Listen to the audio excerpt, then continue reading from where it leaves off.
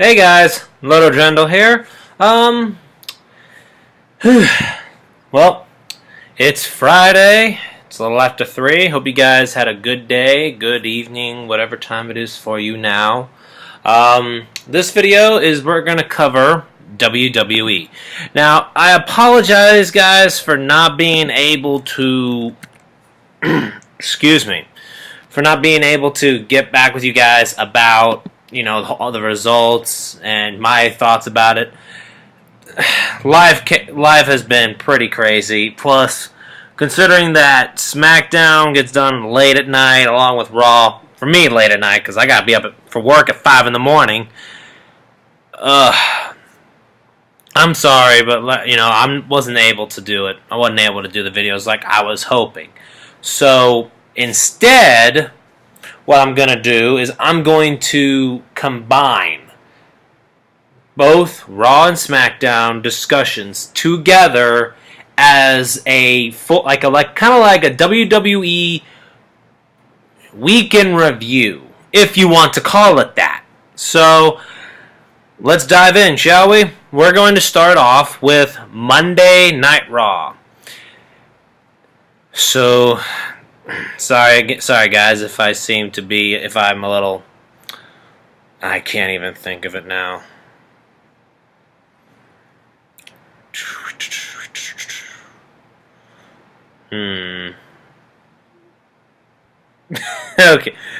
Okay, so let's just do this. Shows, Monday Night Raw, or Raw, now as it's now called. I'll be on the logo for the new logo is kind of, my opinion though. So, okay.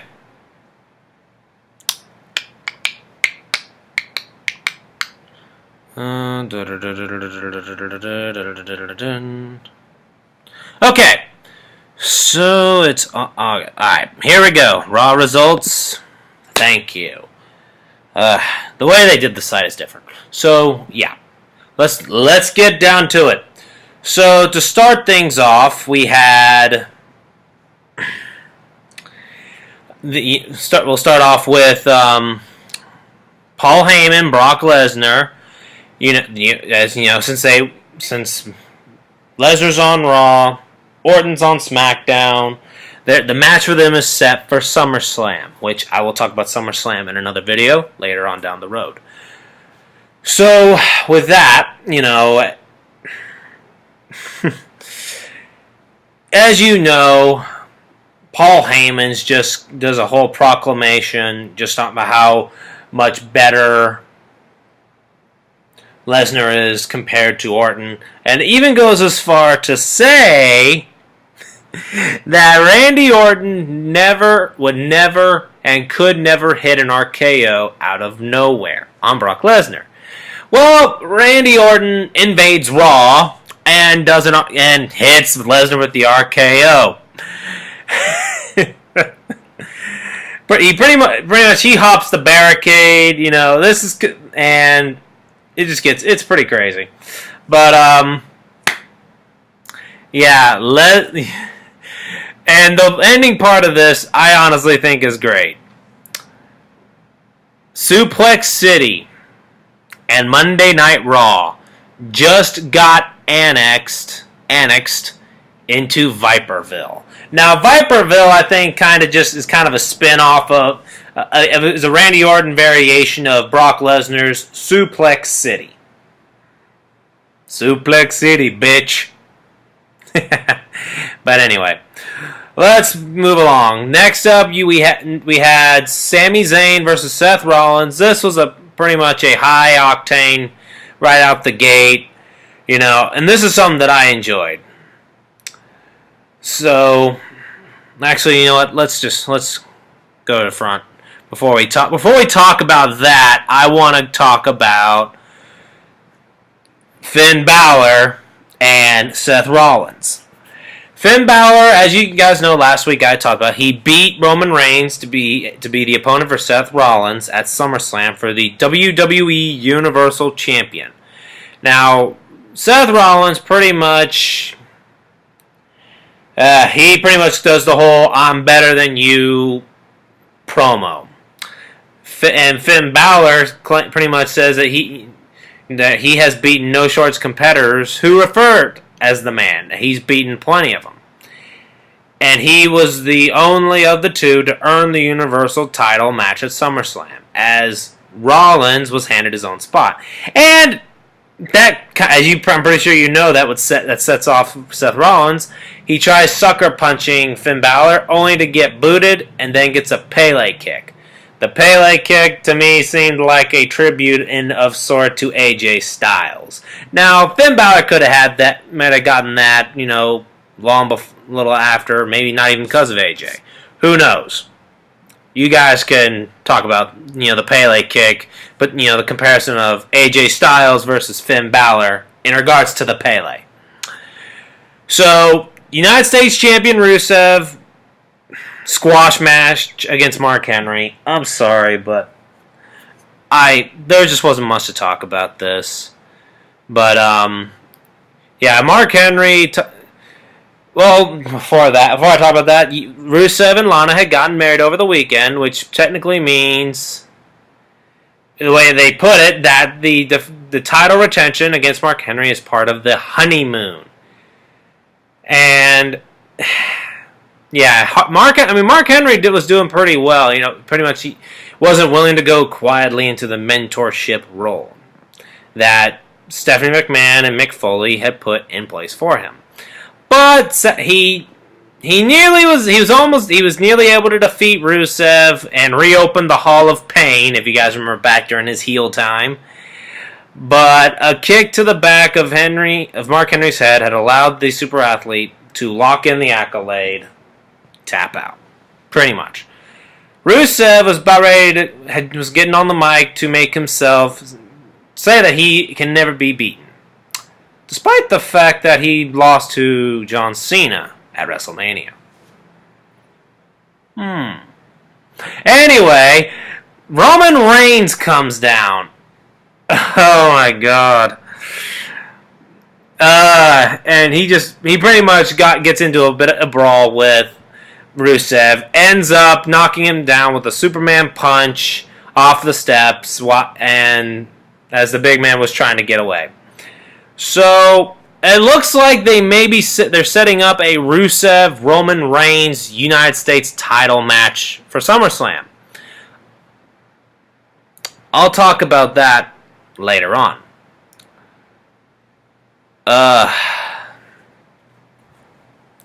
This next one was a bit of a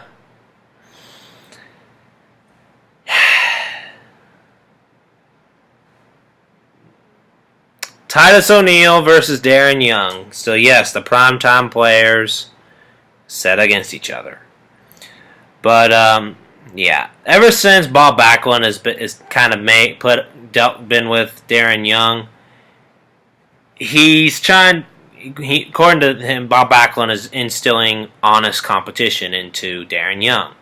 Titus O'Neil doesn't have any restrictions for himself, and questioned any prior greatness might have had on the pre-show. With O'Neil in need of a shot in the arm, and I'm quoting this part, and following a failed bid, he did everything necessary to make himself great again against Mr. No Days Off. So pretty much Titus O'Neil defeated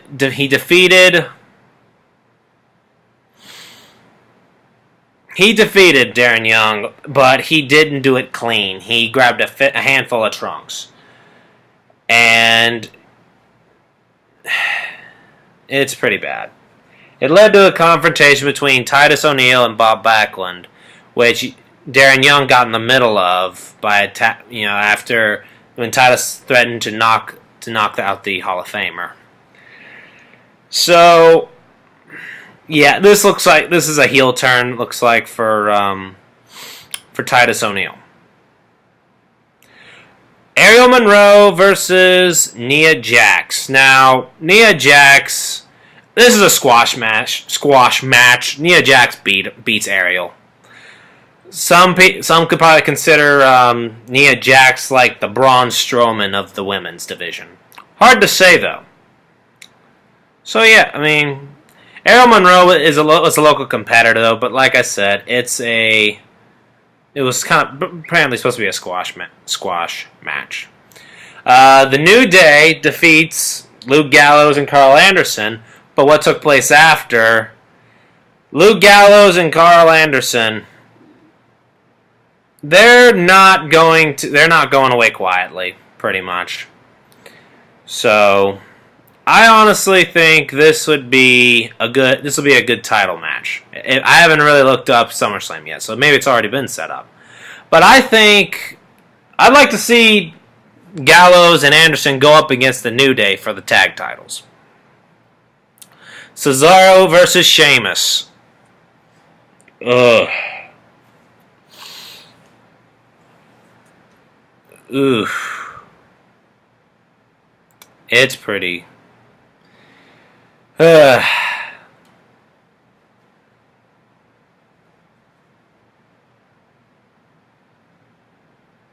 Alright, so I didn't. This segment was kind of whack in my book. Cesaro and Sheamus, they weren't happy with how they ended up in the draft, and they kind of got in Mick Foley and Stephanie McMahon's face. Mick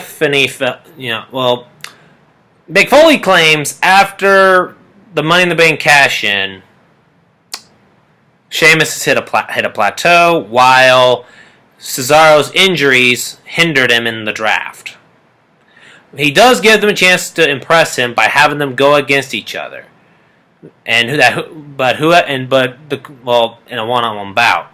Whoever impressed the hardcore legend the most would get a title, would receive a championship match down the line. So yeah, so the King of Swing, Cesaro, and the Codic Warrior Sheamus, pretty much, it becomes one-upsmanship between these two. It's pretty crazy. But Cesaro ends up defeating Sheamus, as I kind of felt, that was going to be the case. He beats him with the neutralizer. So it's going to be intriguing how this goes on, because the two ended up brawling it out as well. Jinder Mahal returns, and Heath Slater, of course. He's doing the whole hottest free agent in sports entertainment. That was original only when it was applied to AJ Styles. Now, I really don't know what to think of Heath Slater. I think he's just a bit of a prick now. My opinion. Jinder Mahal returns, though. That's crazy. So, he and Mahal want contracts with Raw. Mick Foley puts them against each other, and the winner would get a contract.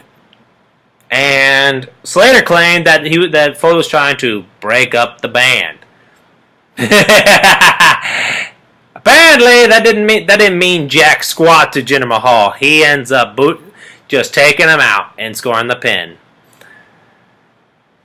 So Seth Rollins defeated Sami Zayn, and like I said, I think in this he was already fuming off of what he was after the humiliation he suffered at the hands of Finn Balor. So I think it's interesting to see the fact that this actually in a sense could push him.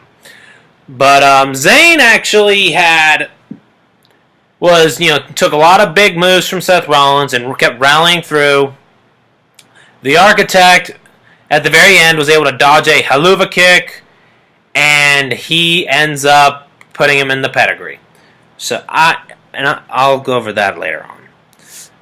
But yeah, it was a good win for Rollins, but it was a very close call. And as I already mentioned, Orton had attacked Brock Lesnar. So Raw overall went pretty well, in a sense. There were some segments that could have been better, my opinion. No diva action, which is kind of sad.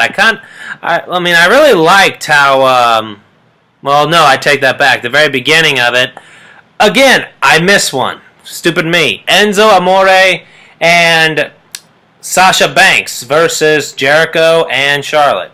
Charlotte and Jericho end up getting the W, And, well, I don't know. I mean, the segment between the two was definitely good. I liked it.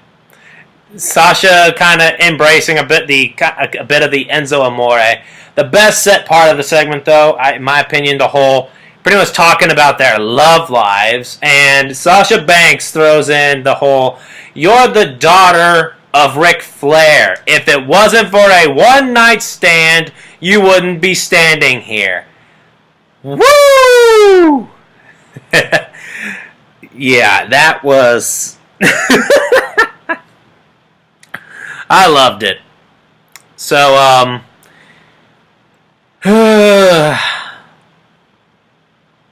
it was crazy. But during this whole thing, though, Kevin Owens comes in doing commentary, and he claims that he has Jericho's back, and it's like, whatever. And Jericho does hit Enzo with a post-match code breaker. Whatever. Braun Strowman defeats a local competitor. Don't need to talk much about that. Actually, man, this is bad, guys. I'm sorry if I went all over the place with talking about Raw. Shining Stars defeat the Golden Truth. I hate both factions, I'll be honest. The Golden Truth is rather stupid now. But, I think these two just need to break it up.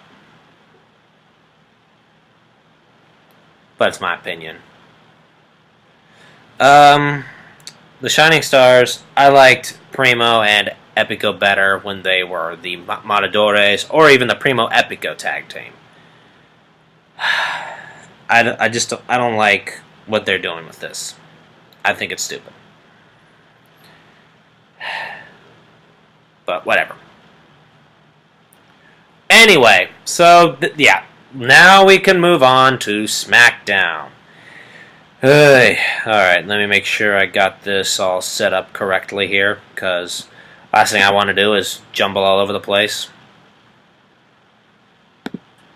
And I'm sure you guys would not like it either.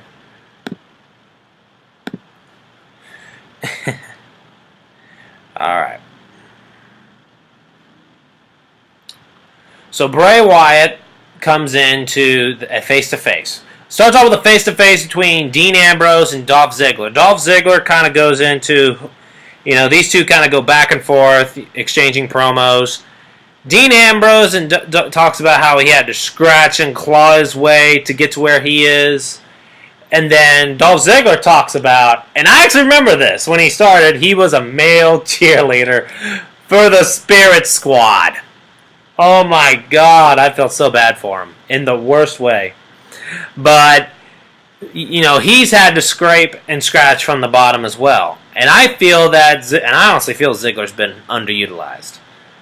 But Ziggler claims that he's the guy who's going to go to SummerSlam and take the title because he's that damn good. Ziggler kind of went and accesses inner Triple H right there. Because I remember Triple H said that back in the late 90s, early 2000s. So, but Ambrose says, no, here's your problem. You're not as good as you think you are. He leaves, and Bray Wyatt comes in and attacks Ziggler. Pretty much, he lays him out and gets on the microphone and says that that Ziggler doesn't deserve the title. He challenges Ziggler with number one contendership on the line. Apollo Crews versus Kalisto versus Baron Corbin for Intercontinental Championship, number one contendership. Apollo Crews, he gets the win, which is kind of... I'm kind of surprised. I actually would have loved to see Baron Corbin win it. Him or Apollo Crews, I think really wouldn't have mattered. But, yeah. Corbin does blindsides Kalisto, and Crews ends up, he comes back to save Kalisto. But, Miz comes in, strikes him with a stroke-crushing finale, while Cruz is trying to hold off Corbin. But Baron Corbin gave the end of days to The Miz. So this could be a triple threat. I think it's going to be interesting if they were to do that. Becky Lynch, Eva Marie, no contest. I hated this segment. Pretty much, Eva Marie fakes, I think, in this storyline injury. It's pathetic. I'm sorry. She honestly thinks, or I honestly think Becky Lynch even thinks it was fake, that she was faking it. Who knows though? Vaudevillains versus the debuting American Alpha, and American Alpha gets the win. And I kind of liked it. It was nice, my opinion though. So apparently there's going to possibly be new tag titles. If that's the case, we'll see where it goes. AJ Styles and John Cena again have another match. This time at SummerSlam. And these two, I like the feud. At the same time, though, I don't know. But the way it ended was that Styles said, if I win, and you do, trying to remember, pretty much if Styles wins, Cena has to proclaim that AJ is the better superstar. Cena accepts it, and AJ Styles said something. If you lose to me and you acknowledge it, you are a loser. But if you don't acknowledge me, you're a liar. Either way, I win. I don't know. It's intriguing. Randy Orton versus Fandango. Randy Orton gets attacked by Brock Lesnar. Pretty much, you gave me an RKO, Randy. I'm giving you an F5. So it's becoming a game of one-upsmanship of sorts. Heath Slater, again, goes to Smackdown, complains about not being given a contract. He gets gored by Daniel Bryan. Not by Daniel Bryan. Bleh. Slater is gored by Rhino. And Daniel Bryan had tried to reason with Slater, and he decided to put him in a match. Slater and Bryan agreed that, pretty much put Slater in a match. If he wins, he gets a contract. Well, Rhino, gore. So, yeah, next week it'll be Slater versus Rhino. Part of me thinks that it's going to be Rhino losing. I really don't want him to, though. Natalya and Carmella ends in a no contest. Natalya has been pretty much all business after Becky Lynch beat her last week on SmackDown. And she just attacked Carmella to the point where once, she attacks her from behind, puts her in the sharpshooter. And referees were having to pry her off. And she's gotten to the point where she's now given the nickname the Queen of Black Hearts. Interesting in my book, but okay. So, Ziggler versus Bray Wyatt for the number one contendership. And I like this match. It was pretty solid. But, Ziggler does defeat Bray Wyatt. But Eric Rowan comes in, lays out Dolph Ziggler, and then Ambrose tries to come in to help, and he gets laid out by Wyatt and Rowan, and then Ziggler takes another Sister Abigail. So I guess the Wyatt family kind of still lingers, if you will. So between the two, Raw versus SmackDown, which show did the better show? Which one did better? Well, I'd probably have to say it's a mix. Promo-wise, Raw. Although it would be a close call because the AJ John Cena face-off was really good too. Then you got, for action, the matches, I'd have to say Raw gets the victory there. So, my opinion, Raw 1, SmackDown 0. Well, if I talk about last week as well, Raw 1, SmackDown 1. So it's 1-1 each. It's gonna be, I think, I'm really looking forward to SummerSlam, to be quite honest with you. Alright, so that's going to take care of this video, guys. I'm sorry for sounding a little discombobulated, not like I'm not all here. Again, this was just my discussion, giving my thoughts. Ratings-wise, for Raw, out of 10, I'll give it a 7. For SmackDown, I'll have to give it a 6. My opinions only, guys. So if you enjoyed this video, feel free to hit the like button. Feel free, guys, if you do want to see more, feel free to subscribe for more. My next video later on, I'll probably do it tomorrow. I might do it tonight. I don't know. It depends. I'll be discussing WWE's SummerSlam matches thus far. The SummerSlam card so far. So, until next time, guys, hope you guys have a great day, afternoon, night, whatever time it is for you. And I'll catch you guys later. Peace.